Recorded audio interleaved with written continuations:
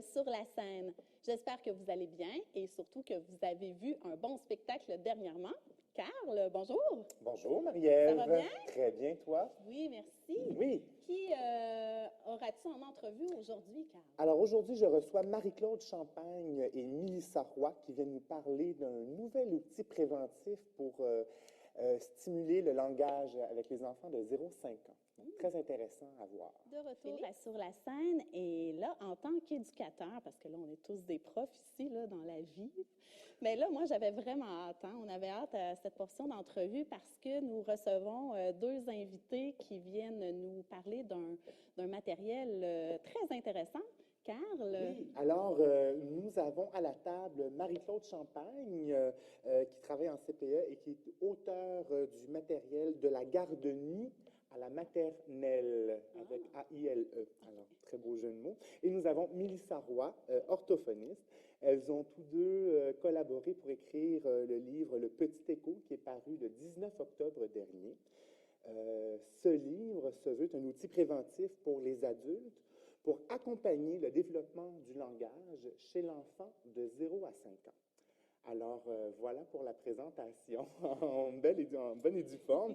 Alors, d'où est partie cette idée-là, peut-être, Marie-Claude? Bien, en fait, le projet a débuté à la suite d'un cours d'appoint en stimulation du langage. Alors, c'était mon projet final et je me disais, quand j'ai entendu tous les enseignements, je me disais, il faut absolument que les gens, surtout en milieu de garde, et aussi les parents, qu'on sache des techniques, des façons de communiquer avec les enfants. Alors, je me devais de transmettre ces informations-là par l'intermédiaire d'un livre. Alors, c'est en 2011, été 2011, que j'ai rencontré Mélissa pour faire le projet ensemble. Okay. Et puis, ben, moi, qui suis un père de deux jeunes enfants, je veux savoir comment est-ce que nous, les adultes, dans le fond, qu'on soit parents ou intervenants auprès des enfants, mais comment est-ce qu'on peut utiliser cet outil-là? OK. Ce que je peux vous dire d'abord, c'est que c'est le petit écho, c'est écoute pour eux, communication, habileté et observation. Et la façon dont on s'en sert. C'est moi qui vais l'expliquer. Oui. Donc, comment ça fonctionne? C'est qu'on a, dans chaque section, on a des pages horizontales. Donc, les pages horizontales, c'est des courtes sections de théorie. Donc, ça se lit vraiment, là, c'est très, très court, parce qu'on veut vraiment que ce soit un outil pratique, que les gens n'aillent pas l'acheter puis le laissent dormir sur leur tablette. Un matin, tu te lèves, tu dis hey, « j'ai envie de lire là-dessus », c'est très court. Et ensuite, dans la section théorique, on a des petits pictos de loupe ici. Le picto loupe nous réfère à une portion qui est verticale. Donc, dans la portion verticale, c'est vraiment des grilles à cocher où on peut cocher des attitudes qui sont à éviter, mais surtout les attitudes qui sont à développer. Donc, c'est vraiment un outil qui nous suit pour nous amener à améliorer la façon dont on communique avec l'enfant, pour l'amener à développer encore mieux son langage dans le plaisir.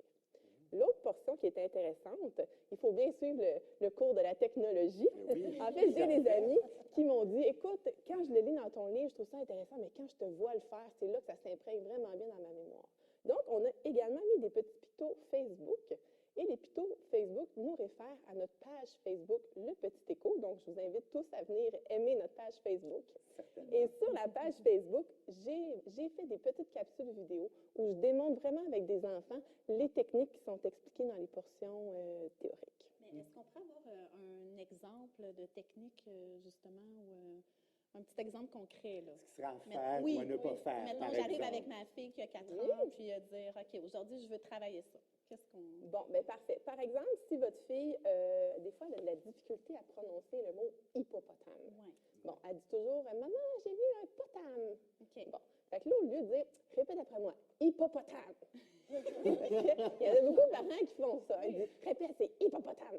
Mais c'est pas ça qu'il faut faire. Donc, il faut vraiment, ce qu'on explique ici, c'est qu'on peut étirer le mot. Donc, on va dire, c'est un hippopotame. Donc, c'est vraiment d'amener l'enfant à étirer. Donc, dans la portion de communication, c'est ça qu'on va apprendre. Il va y avoir un autre petit réflexe qu'on va appeler les gestes. Donc, on peut faire des gestes. On peut dire à l'enfant hippopotame. TAM. Ah, Donc, OK. soutenir avec des S'imprégner gestes. dans sa C'est mémoire. ça. OK. Mais il faut aussi aller dans la section écoute où il faut développer l'habileté aussi de bien écouter l'enfant, de bien se positionner, de se mettre à son niveau. Ah. Souvent, on est d'en haut puis on dit dis hippopotame. Alors Ça que fait si on se met répréhensif un peu. exactement, mais si on se met à son niveau, l'enfant voit vraiment comment notre bouche bouge, comment tout fonctionne, donc c'est plus facile. Donc, mais ça fonctionne vraiment par réflexe. C'est vraiment, OK, réflexe numéro 1, c'est très court, donc ça nous permet vraiment d'y aller petit pas à petit pas dans le développement de nos réflexes. Wow, c'est vraiment très bien. intéressant. C'est très bien. Et où peut-on se procurer ce charmant guide? Bien, le guide, vu on fait la distribution maison, alors c'est par Facebook. Vous pouvez venir cliquer justement sur j'aime et nous écrire. Également, c'est lepetitecho@gmail.com pour nous envoyer un courriel et par la suite, on vous l'envoie par la poste. Bon, mais excellent. Puis, est-ce qu'il y a des projets à venir avec, où est-ce que vous vous en allez avec ce projet-là? Je crois que c'est pas tout.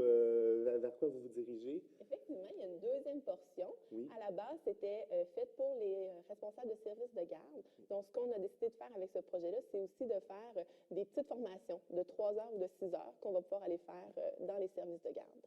Donc, c'est des projets pour le printemps-été. Ah, ben, Et un site Internet. Oui, Oui, oui, en terminant. Absolument. Oui, mais il n'est c'est pas ça. encore OK. actif. Ça, Donc, c'est des projets. Un autre projet. Exactement. parfait. Alors, ben, je vous remercie beaucoup d'être passé pour Merci. nous expliquer tout ça. Merci Très beaucoup. intéressant. Merci beaucoup. Puis restez avec nous. L'agenda culturel suit à l'instant.